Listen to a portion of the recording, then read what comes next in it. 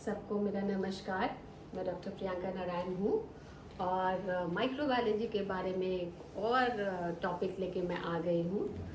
और आज मैं एक मिथ बहुत बड़ा जो माइक्रो ऑर्गेनिजम्स के रिलेटेड है उसको दूर करना चाहती हूँ कि सबको ये सोचता है कि माइक्रो ऑर्गेनिज्म जिसमें बैक्टीरिया है, वायरस है, फंजाई, वो हमेशा बहुत हार्मफुल है। लेकिन हमेशा ये सच नहीं है। लोगों को लगता है कि अरे बाप रे, इन लोग इससे दूर ही रहना, ये बॉडी में एंटर करेगा और डिजीज कॉज कराएगा।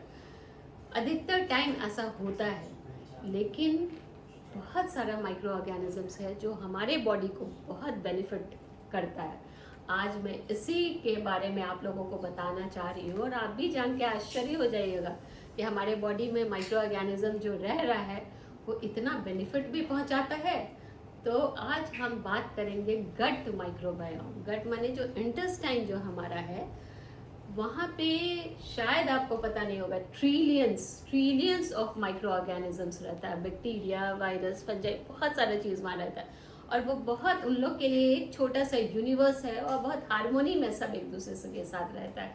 और उन लोग तो हारमोनी में रहता ही है, प्लस ये जो गट माइक्रोबायोम जो है ये हम लोग को बहुत बेनिफिट पहुंचाता है। आज इसी के बारे में हम आपको बताना चाह रहे हैं एज अ माइक्रोबायोलॉजिस्ट कि गट माइक्रोबायोम जब हम भी पहली बार जब जाने कि अरे ये तो गट हम लोग के लिए इतना, जो इसमें जो माइक्रो ऑर्गेनिज्म रहता है इतना बेनिफिशियल है, तो हमको माइक्रो ऑर्गेनिजम्स के प्रति एक रिस्पेक्ट भी आया।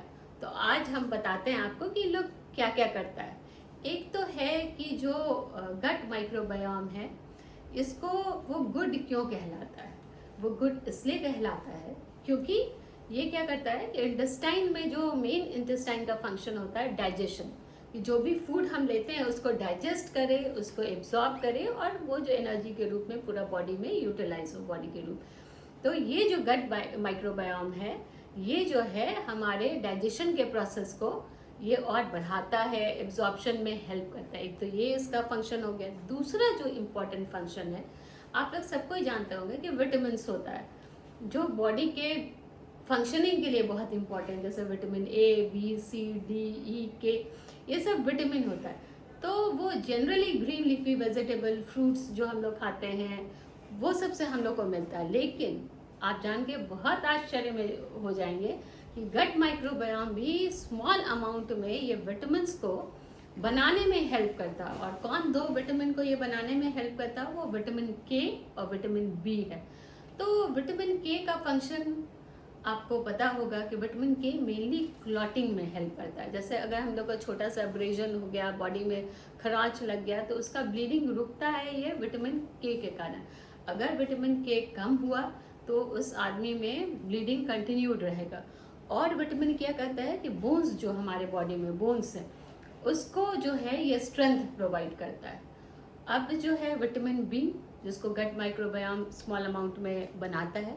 विटामिन बी बॉडी के लिए बहुत इंपॉर्टेंट विटामिन है क्योंकि वो बहुत सारा फंक्शन करता है। एक तो है कि फूड से वो एनर्जी बनाता है और बॉडी को प्रोवाइड करता है एनर्जी। सेकंड क्या है कि आरबीसी, जो ब्लड हमारे यहाँ का, उसको भी बनाने में विटामिन बी बहुत हेल्प करता है। ब्रेन्स का जो न्यूरॉन्स है, जो नर्व है, उसको भी ये हेल्प करता है बनाने में। और डीएनए, इसको भी बनाने में विटामिन बी हेल्प करता है। तो आप समझ सकते हैं कि गट माइक्रोबायोम विटामिन बी और के सिंथेसिस में बनाने में हेल्प कर रहा है और ये दोनों विटामिन हमारे बॉडी के लिए कितना इम्पोर्टेंट है। अब तीसरा जो गट माइक्रोबायोम का बहुत इम्पोर्टेंट फंक्शन, इम्यूनिटी।